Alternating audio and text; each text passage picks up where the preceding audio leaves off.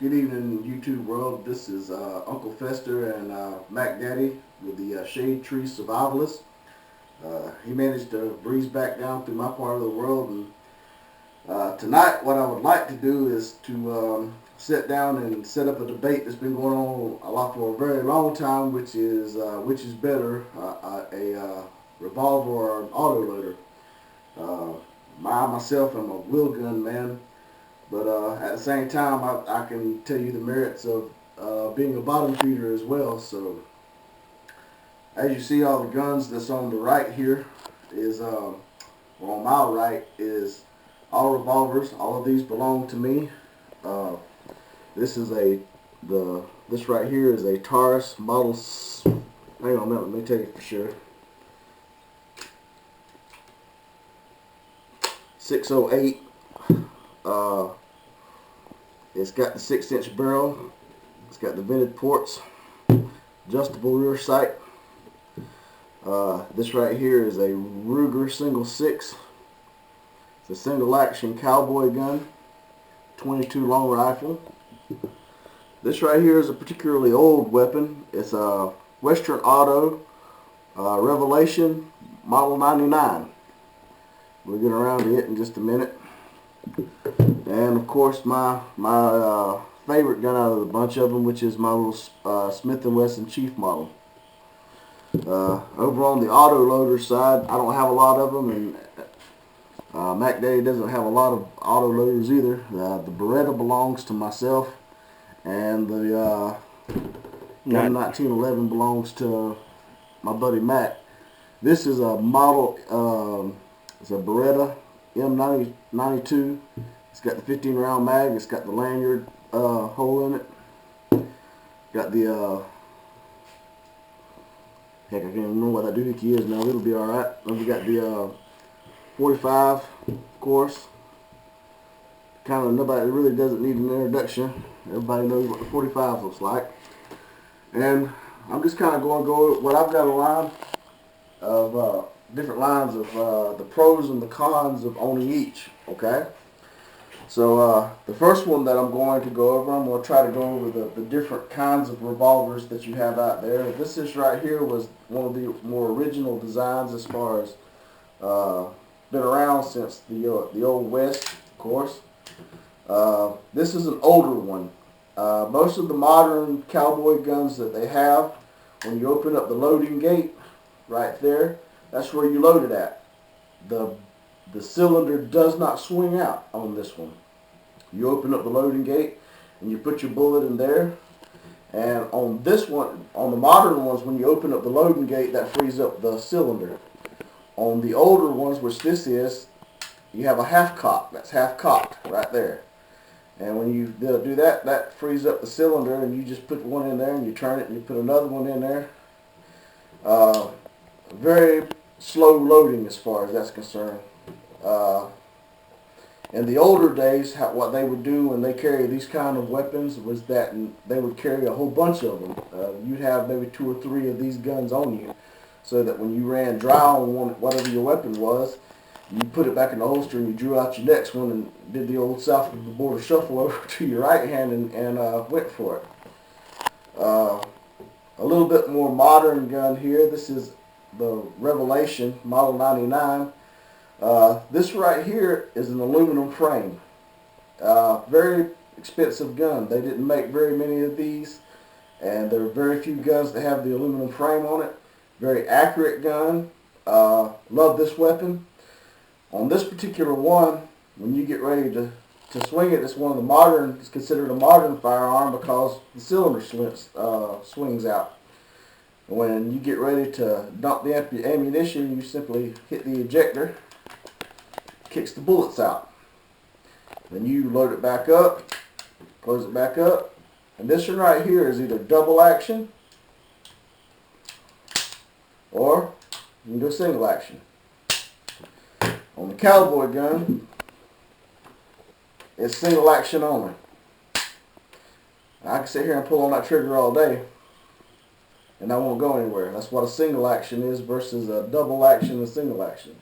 There are some of them that have the hammers bobbed off of it, and that's a double action only because you can't pull the hammer back to go single action. I don't have an example of that model. Sorry, I don't like double action only. Y'all have to forgive my voice tonight. I'm coming down with a little bit of allergies. One of my favorite guns out of the bunch, of course, is the Smith & Wesson Chief Special. It's a very old gun, but it's a very reliable gun. On this particular one, you've got the cylinder release back here. You push on this one, you push it forward. It opens up. Very similar to the Revelation. You got the ejector pin. Close it back up. On the stub noses, they never did really have a back sight. All you have is a strap. A little groove right through the back of it with a raised blade. One of the best pocket guns that I've ever owned. I love this weapon. That's where I carry it. I carry it in my pocket. Most of the time it's my main carry gun, but it makes a heck of a backup gun. It shoots 38 specials. The Revelation and the Ruger shoots 22 long rifle. Then we come to the big boy, which is the Taurus, Model 608. On this particular weapon, you push the cylinder forward, the cylinder release forward. There again, it opens up, swings out. You've got the ejector pin.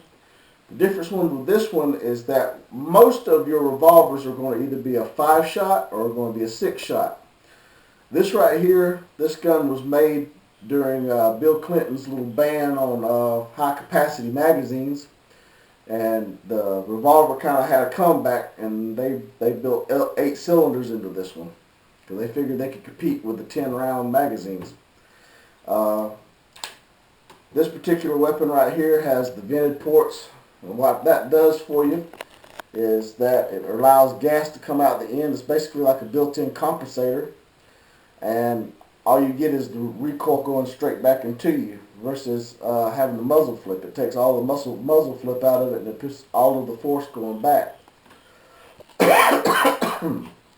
Please excuse me. All of my wheel guns here I've got a little list that I won't try to go over about the pros that I thought up or that I've come up with. You might have more pros than I didn't, and if you do, hey, put them in the comment section. I'm always willing to learn something new. One of the first things that I like about carrying a revolver, whether it's the single action or the other guns, is that when I pull this weapon out of the holster, it's ready to shoot. When I pull this out of the holster, I can, bang, I'm ready to go. There's no safety to flip off or on. There's no having to jack around into the chamber or anything. I mean, when you pull this gun out, it's ready to rock and roll. I mean, it's fast into action. I guarantee you that just carrying it day to day, that as far as safety is concerned, hey, you can carry a full load in the chamber. You have 8 rounds. And if you feel like you're in trouble and you need it, you can whip it out and you're ready to roll with it. One of the second thing is, like I said, there's no safeties on these. On the auto loaders, when I get to them in a minute, you'll see that the majority of the auto loaders have a safety on them. Some of the more modern guns like Glock have it built into the grip so that when you grip it, that's the safety. But most of the older models, not everybody does that. Most of them have a manual safety that you have to either flip on or flip off with a thumb or a finger. One of the other big issues for me for why I like to carry a revolver over a automatic is that there's no jams or there's no double feeds. The cylinder turns. As long as that cylinder turns the way it's supposed to, you're not going to have any double feeds. You're not going to have any stovepipes. It's not going to jam up. I will say though, with this particular Taurus, I had one little hiccup with it, and it's common amongst the Taurus revolvers, and it's just something to think about when you're looking for a gun.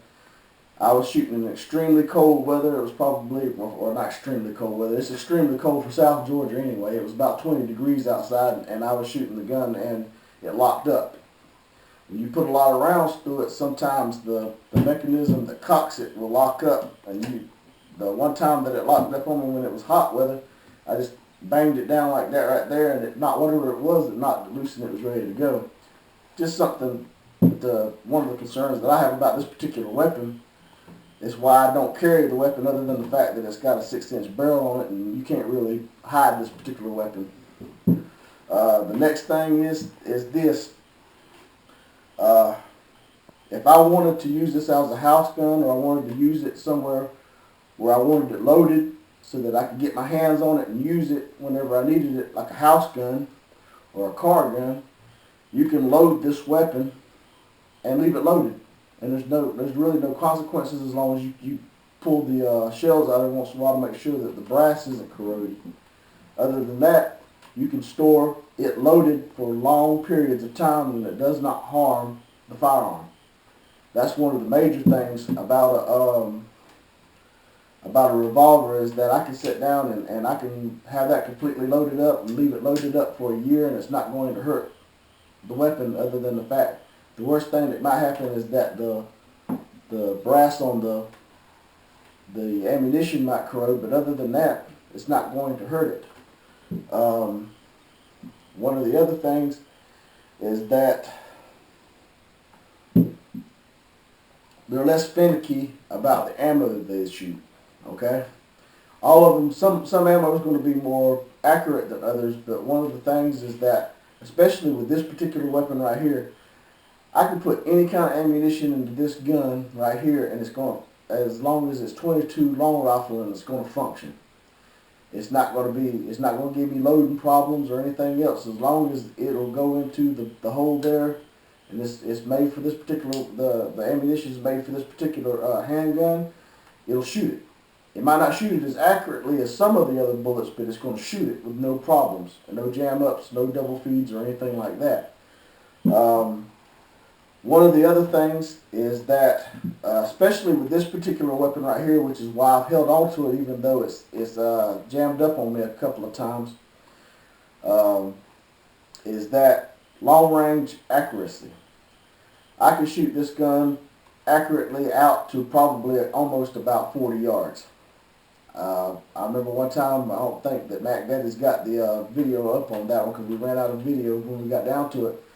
But we were shooting probably out to about 40 yards, and he was shooting with his rifle, and I was shooting with this particular weapon right here, and he'd shoot out at something and hit it, and then I would turn around and shoot out and hit the same thing that he was hitting with his rifle at that particular time, at that particular range, because it was a short range.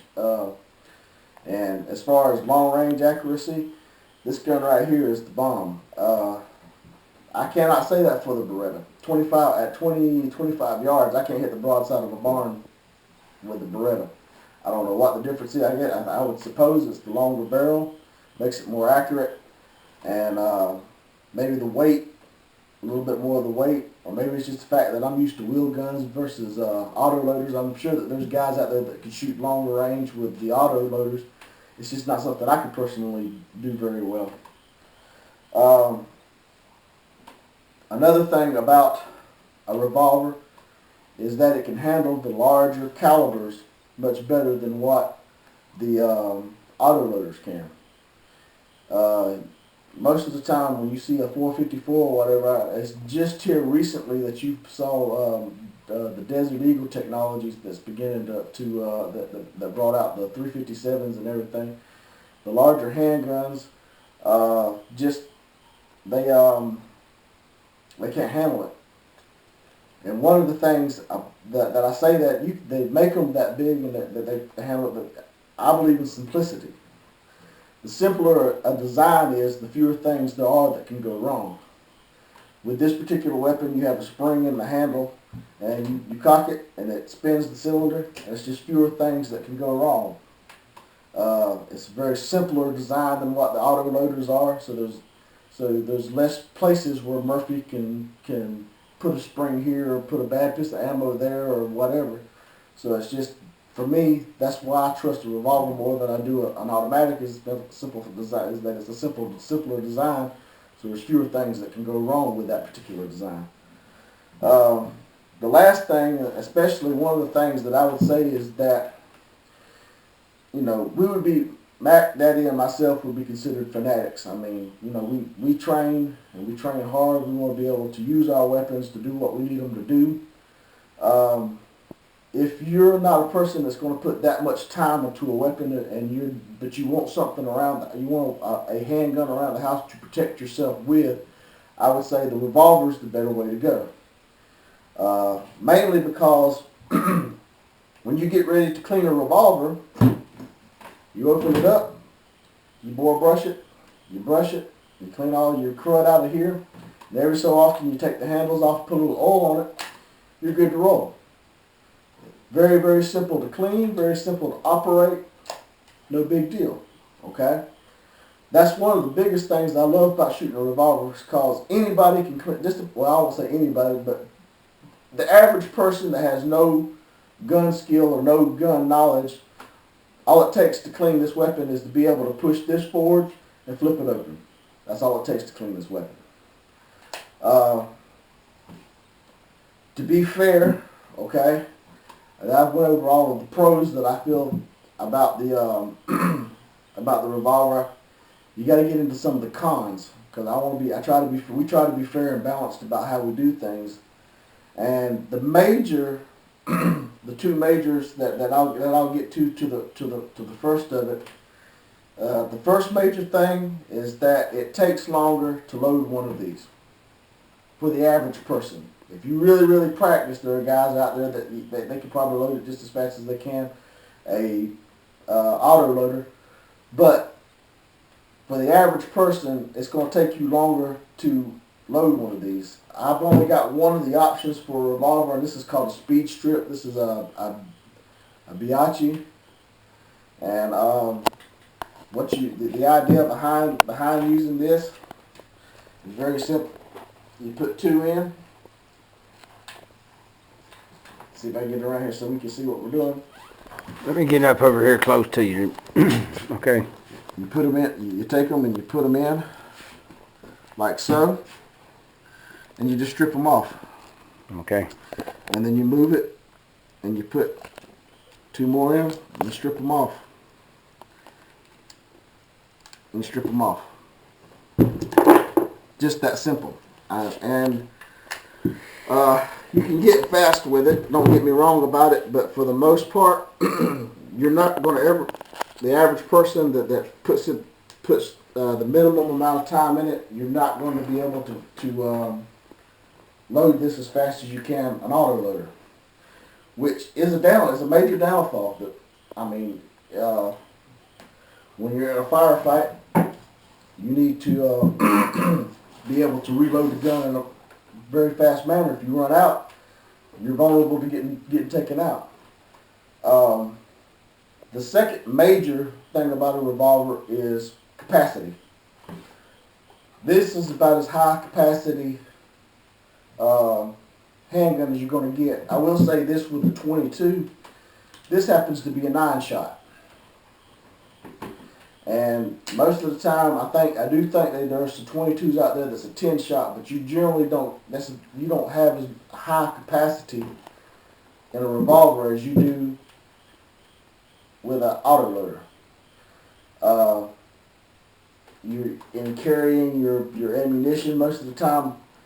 I don't carry more than about 2 reloads, so I'm carrying 15 rounds when I'm carrying a little Chief. And in all seriousness, that's not a lot of ammo. I got 15 shots, and I'm done. That's all I can carry when I'm carrying that revolver. Whereas when you're carrying, as we'll get into later, when you're carrying an autoloader, you can carry a large amount of large amount of ammunition. So you have a higher capacity of ammunition, so that you can stay in the fight longer, and you have the ability to reload faster. Those are 2 major drawbacks of a revolver. Now, the average person that has to use a handgun, for the most part, if it takes more than 5 shots, then you was really in the wrong part of town to start with. Most of the time when you have a gun engagement, most of the time you're not going to have to shoot more than about 5 times on average, okay? Don't get me wrong, it's different for cops. I'm talking about the average citizen, lives in a decent neighborhood. If you ever have to get into it, most of the time, if you haven't killed him by the third shot, then he wasn't going down anyway. He probably, today with the drugs that are out there and everything, there's some guys that you could have even the high capacity auto loaders. They've said, I think there's been more than one time where they've unloaded close to 30 rounds into a guy and it never even phased him because he was just too high to die. That's just two of the major drawbacks of the revolver. I will also say this, and you can see the difference between the two. It's muzzle flip. If you'll see where my hand at, the muzzle, this is right here is the muzzle, the barrel is a good inch and a half, 2 inches higher than what my hand is. So you have a lot of muzzle flip with a revolver. These little holes right here really take a lot of that out so that it's not as big a deal with a weapon like this when you have a compensator on it. But for the most part, when you're shooting something like this that doesn't have it on there, there's a lot of muzzle flip on this little short barrel. In fact, when you aim this weapon, what you do is you actually kind of, if I'm aiming this weapon, this is how it's aimed. Because when you shoot the gun, the muzzle flip comes up to what you're actually aiming at.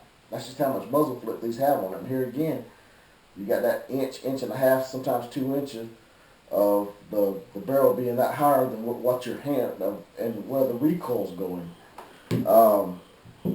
Just to show you real quick, like that's got a lower recoil. See how much closer it is to the hand. So these are easier. There's less muzzle flip. At the same time, though, you have that slide coming back. So sometimes they kind of equal out on that one. But it's easier to control on that when you know what you're doing with it. One of the major things about a revolver that's more dangerous than it is with an autoloader is you sometimes, if your ammunition gets wet, you have something called a slow burner. Okay? You fire the weapon and it goes click. Okay? So you're thinking, okay, it was a dud. One of the things that you would have to do in any weapon if it goes click is that when you pull it back and it goes click, you give it a few minutes. Because if it's a slow burner, it's going to shoot, okay? It's just taking a little while for the powder to catch, to fire the bullet because it's wet. In a revolver, if you pull it back, okay, I went click. Okay, I'm going to go to the next shot. Now, that thing hasn't fired, but now that bullet's went over this way, and it's got that right there in the way, so that if it fires, it's basically going to blow up in your hand because it has nowhere. It's out of line, and all it's got to do is hit the frame because the frame's blocking part of the lead. That's why when you're out in the range or you're messing around or you know you've got wet ammunition, or even if it goes click, you give it a few minutes to let it fire, make sure that it fires, and then you go to the next one. That's just one of the major concerns on that one. I'll also say this, one of the major drills that we do in our training is learn how to load your weapon one-handed. Trying to load one of these one-handed you can do it, but it's not easy. It's not easy with either an autoloader or this, but it's a lot harder trying to load one of these one-handed because in doing it one-handed, you have to flip it out, and you have to turn it around and put it somewhere, and then you've got to load it one-handed to get in there, and then you got to close it back up, and then you got to turn back around, whereas all you got to do is just pop in a magazine to a bottom loader or a bottom feeder. So those are the major cons of a revolver. And I will say there's not as many cons on my list as there are pros, but the cons are major cons. Sometimes it's a deal breaker. If you feel like you're going to need a lot of ammunition to do what you need to do, hey, a revolver won't be for you. Most of the time, though, a revolver for me is for somebody, especially if you're just looking at coming into the handgun game or coming into the gun game and you want to get a handgun and you just want something to have around the house, but you're not really wanting to put a whole lot of time into it and effort. The revolver's the way to go. They're simple, And they're cheaper. And they're cheaper. A lot cheaper. Revolvers are very, very, very, very much cheaper than Even a high-end revolver is cheaper than a mid-grade autoloader. Very much so. Thank you for that. I didn't have that on my list, but that is the truth. The revolvers are. I paid $125 for this gun. I take that back. I paid $130 for that gun. I paid $100 for this weapon. That weapon's actually worth $400 because of the aluminum frame. I paid $125 for this particular weapon. I paid $200 for this particular weapon. All of them, I bought all of them used, but other than the Taurus, I've never had a problem with any of them. So we're going to go over to the other side of the table and go over to the auto loader. Like I said, this is a M92 Beretta.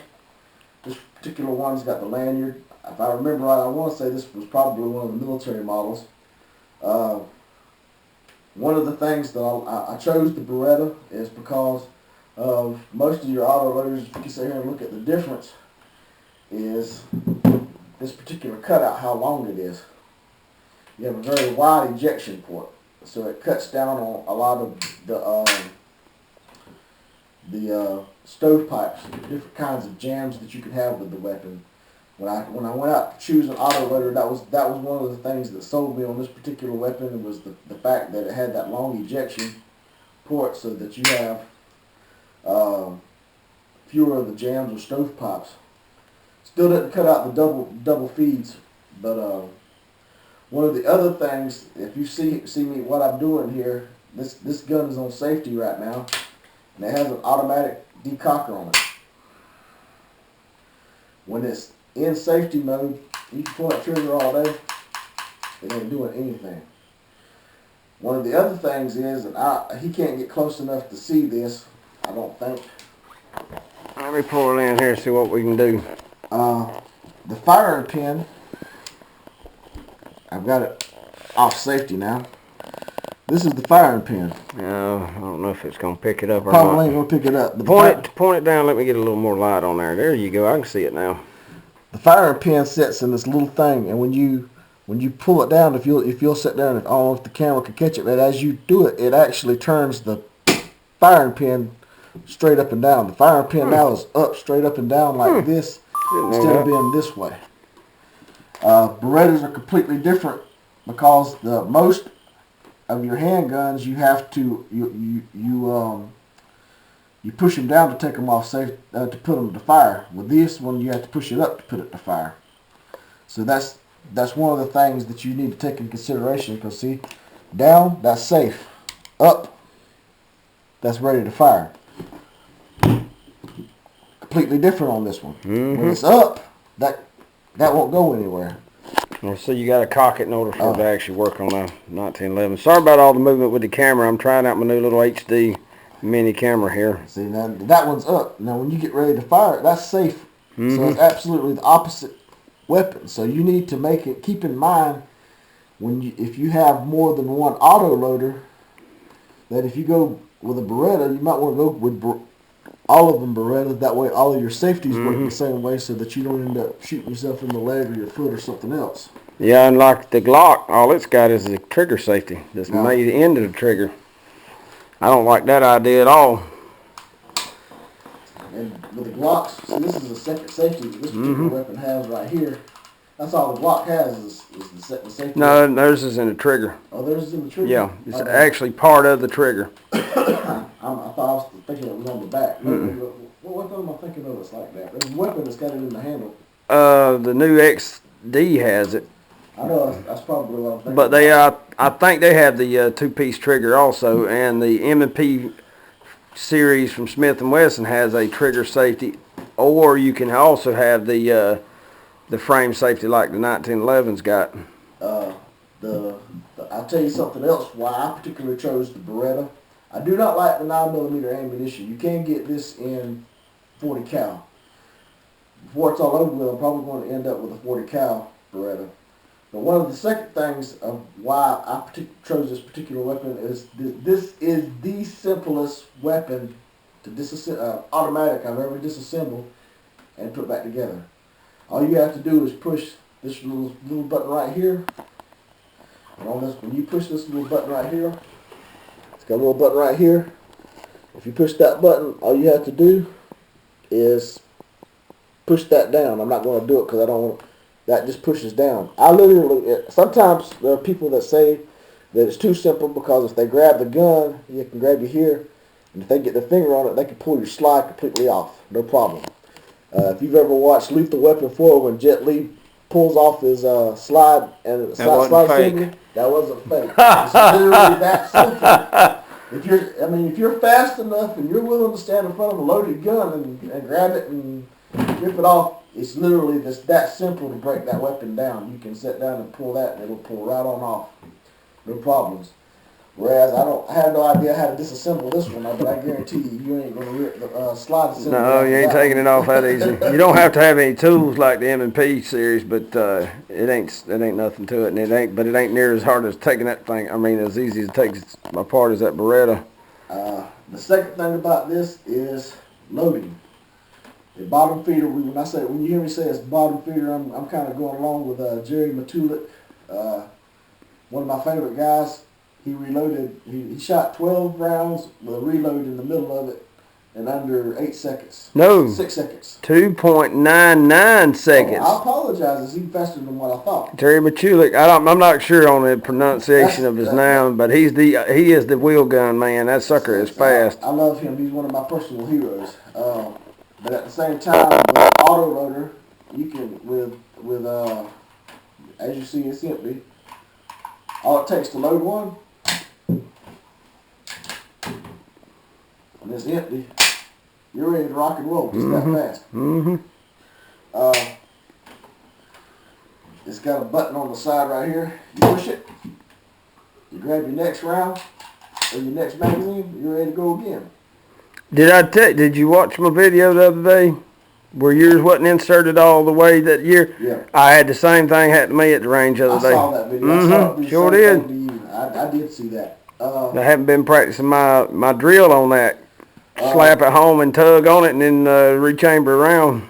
I will tell you the other major advantage of a automatic, as I stand them up here, this is a 20 round mag. It's made by Pro Mag. Right there, it's 40 rounds of ammunition. Man, that's awesome. I don't have anything like that. I can carry 10, and I got the big 10 rounders. This right here is a 15 round, 15 round, 15 round. 45 plus 40, so you got 85 rounds of ammo in those magazines. In my shoulder rig, I can carry 70 rounds of ammunition at one time with me wherever I go. It's heavy, but I can carry 70 rounds of ammunition wherever I go. 16 if I want to carry one in the pipe. So that's even more. Actually, you can add even more to that because if you have one in the pipe, that gives you one little extra. So you're talking about 86 rounds. Yep. That's awesome. That's firepower, people. You and your ghetto mags. You don't ghetto mags, man. Let me tell you something, man. You can put enough ammunition down there at them, to make a difference. Kimmo's wanting a couple of 30 rounders for hers, and I told her, I said, yeah, get her $86 for an M&P 40 cal 30 round magazine. Another thing that makes these better is that it's easier to carry the ammunition on you. It's easier to retrieve the ammunition. I have to carry these in my pocket, so when I want these, I need to get a dump pouch. If I get a dump pouch, it'd be a lot better. A dump pouch is just basically like a pouch that you can wear on your belt where you can flip it open and get easier access to it. For now, please forgive my voice, guys. You can carry, 70 rounds of ammunition. If I carried 70 rounds of this stuff around me, can you imagine what my pockets would be looking like? Or how big a pouch that I've got to have to carry 70 rounds of ammunition like this around for a revolver? So, in that, a revolver can't touch that. If you like having, that right there. The second thing is that, especially with the ones that's got the slide stops, when you get finished firing the gun, if everything's doing the way it's supposed to, it locks open. If you want to reload it one-handed, you simply stick it in your pocket or wherever, Pull it out. Get your second one. Take it back up. You're ready to go back to battery. Right back at battery. Just that fast. It's that easy to reload it in one hand. We'll probably get into. I think you've seen Mac Daddy do those drills before. If you haven't, y'all, you need to learn how to do that. Because you never know when you're going to have to load one-handed. Major pros. There's not a lot of pros when it comes down to the auto loaders as far as what I've got wrote down, but they're major pros. Just like there's major cons with the revolvers, there's major pros with the auto loaders. One of the second things that's getting into the cons is that if you carry this safely, okay, if you carry it in a way that you're going to be safe, what you would do is that you would carry the chamber empty, nothing in the breech. You just simply have it full of ammunition, and then that way you can drop it and you do anything you want to. It's not going to go off because you do not have a bullet around the firing pin, okay?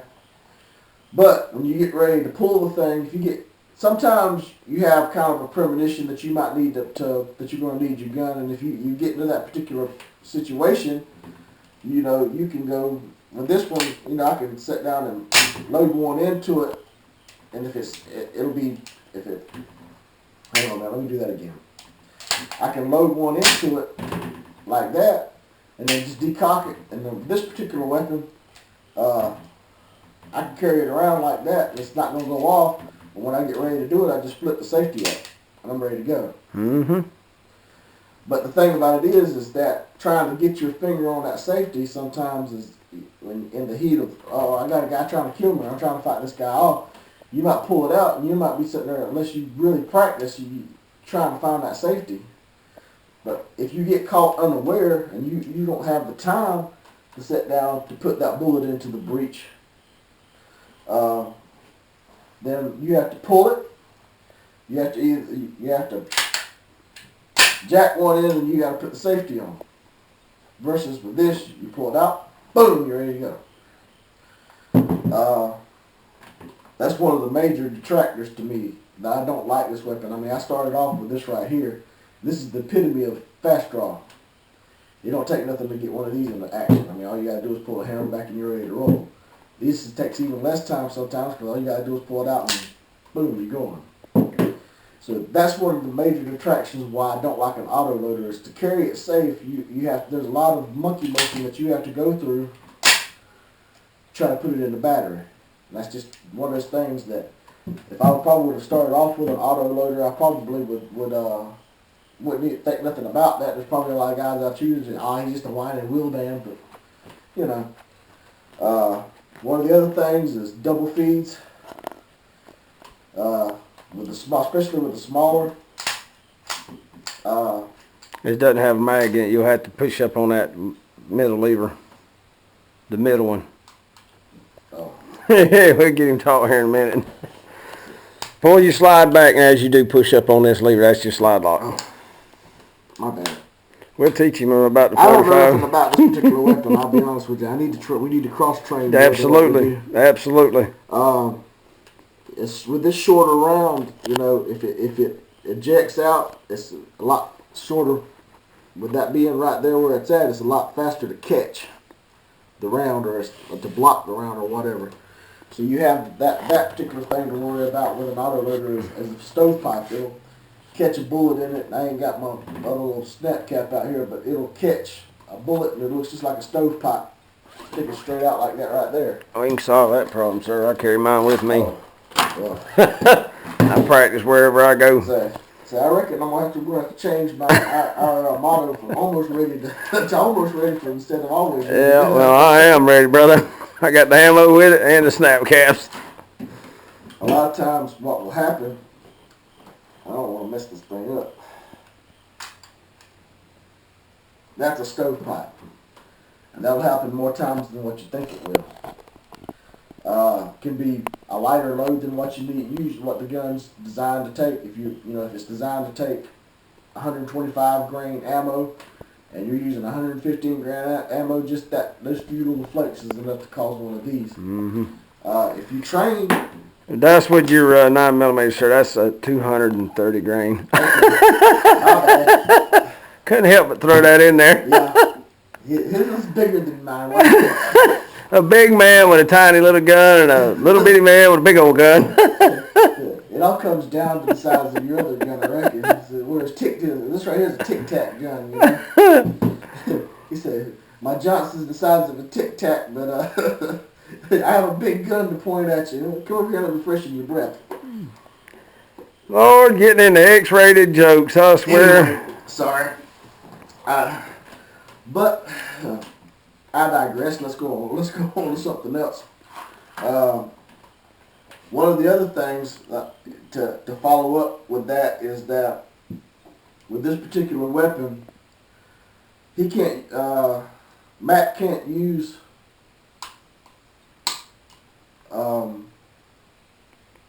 lead round nose bullets in this thing. Mm-hmm. If he uses lead round nose bullets, it's going to hang up every time. They're finicky about what they'll feed. The lead bullets are real cheap. He was trying to go real cheap so that he could shoot it a little bit more, but those lead bullets just would not feed through this particular weapon.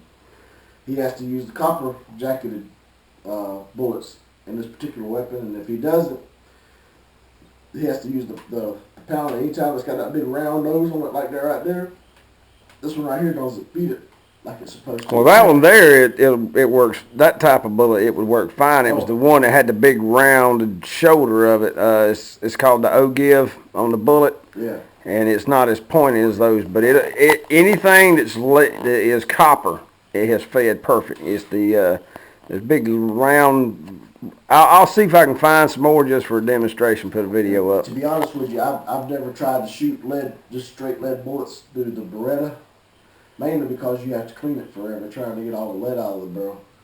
But I always use copper because of that. What happened with him with that, I won't shoot the soft lead bullets through the Beretta because I like the copper jacketed because it's never failed to feed a copper jacketed. Well, you know, that goes back to in that handgun video I did for us, for you, whether it's revolver or it's automatic. If you're going to be carrying it, use high quality. If you can get your hands on it, match grade, high quality ammunition. Because if your life depends on it, why would you want it to go click when it's supposed to go bang? That's an excellent point. One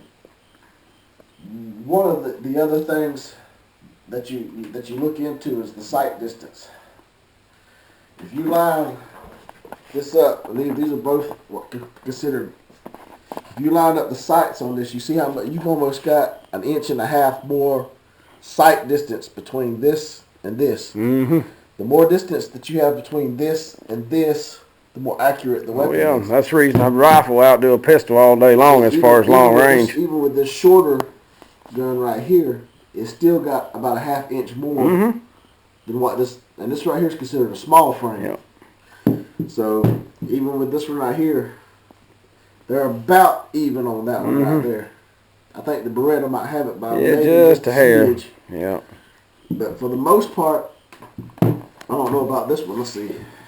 That's 5-inch barrel. It ain't. Yeah, it's definitely shorter. I have a whole inch on him right here. It's when you have the more distance between these two, the longer, the better you can. That's the reason why I was hitting what he was hitting with a rifle at 40 yards. I mean, the second thing is, especially with these particular weapons, is that when it comes time to clean it, you got 110 more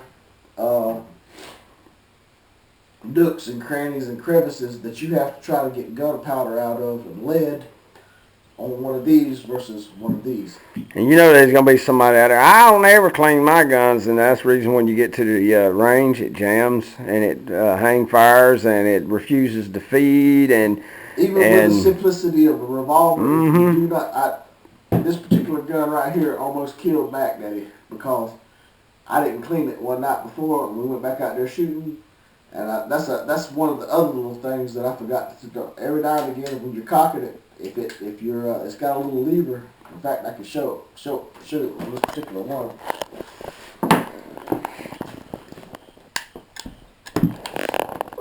If it'll cooperate with me.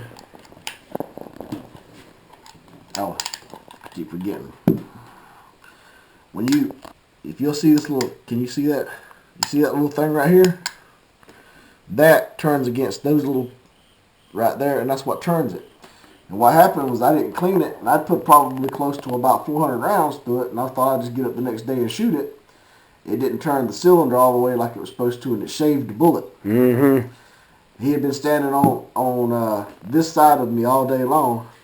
For whatever reason, he moved over to this side, and it shaved the bullet, and the fragment went where he had just been standing. Mm-hmm. That's because God loves me because of you. You pray for me all the time. It's like, Lord, forgive him. I know he's a knucklehead, but please forgive him. But that's one of those other little things that just come to my mind when that didn't make my con list a while ago, is that if this cylinder doesn't line up perfect, you'll shave a bullet. And for the most part, you're going to shave a little bit of the bullet anyway. But if you shave a bullet bad enough to have a fragment come out like that right there, if I would have got hit my buddy with that, I probably would have never forgave myself. I'll tell you something else, and people might disagree with me on this. And again, this kind of goes more towards the quality of the weapon, but these are a lot more rugged than these are. You can kind of toss these around and beat these up a little bit more than what you can these, because these have a lot more working mechanisms in it, moving parts and things that have to line up than what it does with one of these. I know with this particular weapon, when I used to do my little cowboy gyrations where I'm sitting here doing this junk right here and all that kind of stuff, I can't tell you how many times this one got dropped. 9 times out of 10, that was done before I got it.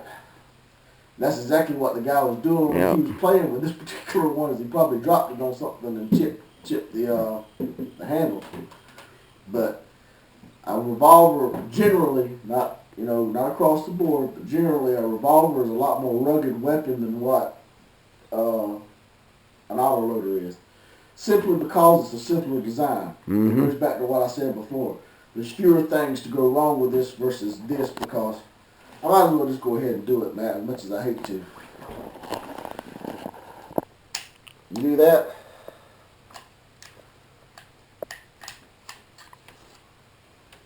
You have all of that. And this is a simple weapon. You see how simple it was to pull off? That was legit leading, okay? It takes a bit more for a 1911. You have all of this right here, because you have to, and I'm not going to take it out, but you have to take this pin out and everything else to get everything lined up with it. Now, it's very similar to M&P series, but you don't have all the springs and junk that M&P's got. I mean, it's like I said, I bought the Beretta because it was the simplest autoloader design that I had ever come across. And when you get ready to put it back together, if I can remember how to do it. That's just a shame, right? You've had this gun all this time and you don't even remember how to put it all together. I'd beat you with a wiffle bat. You ought to beat me with a wiffle bat, because I reckon that's the reason why I didn't want to take it apart, Matt. Hang on a minute. Oh, come on. Oh, fiddlesticks. That's down. That's the reason you carry, that's what I was telling you the other day. You practice with the gun you're going to carry the most. And if it ain't the Beretta, then why, stress over it? You carry that 38 more than you carry anything else. Yeah, that's true. The 38 is my carry weapon. Hell, Matt, I reckon I can't get the thing back together. Just want to let you know we're up to 49 minutes and 10 seconds. All right. I ain't going to sit down and play with that. We'll get that back together later. Last but not least is, that was what I just covered. The last piece was just that it's a more complex weapon. You might disagree with a lot of the stuff that we put up. You might disagree with a lot of the stuff, but that's just something I wanted to put out there for somebody that might not know anything about handguns in general and looking to buy one. Those are the pros and cons, and I hope you've enjoyed this video, and I hope I haven't bored you too much. I've enjoyed doing this, and please forgive the voice again. I know I sound like I've been gargling nails and lighter fluid, but this is Uncle Fester and Mac Daddy Signing off for the Shade Tree Survivalist. Y'all have a good day.